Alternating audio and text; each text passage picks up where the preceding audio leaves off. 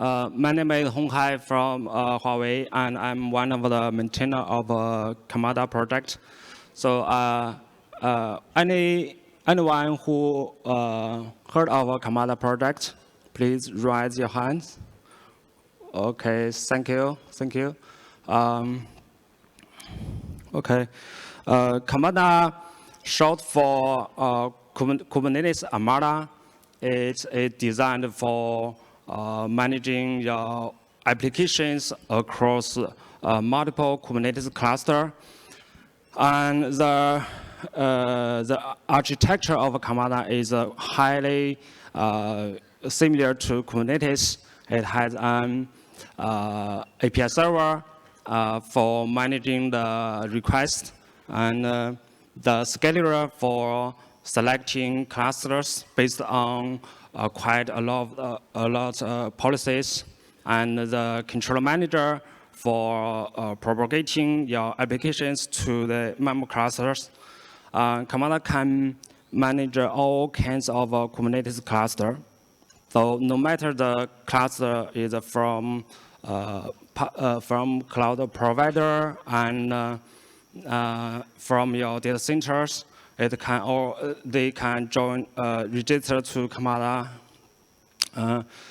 So Karmada provides a lot of fancy features in addition to the basic cluster management and workload propagation.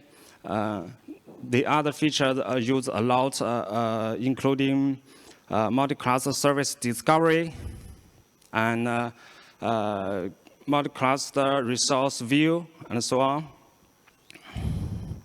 So Karmada was open sourced in 2021 and become a CNCF sandbox project at the same year, and then moved levels to incubation at 2023.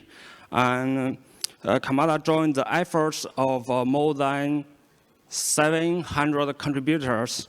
And for now, we have 36 public adopters. Here is the list of public adopters. They are using Karmada in production environments. Some remarkable adopters you might have heard of are Trip.com and Red Nose, whose Chinese name is Xiaohongshu. Both of them are running Karmada to managing a large scale of a Kubernetes cluster. So there are several talks at this KubeCon, and the Bloomberg has contributed a lot to this project. Now, Bloomberg is using Karmada for managing the Flink deployments and running AI training jobs on Karmada. And so if you want to learn their practice, so go to the session and talk to them. Also, you can find us at the Karmada booth. We have three morning booths. So please go booth and talk to the maintainers. We are glad to help. We are glad to listen. Okay, that's all. Thank you.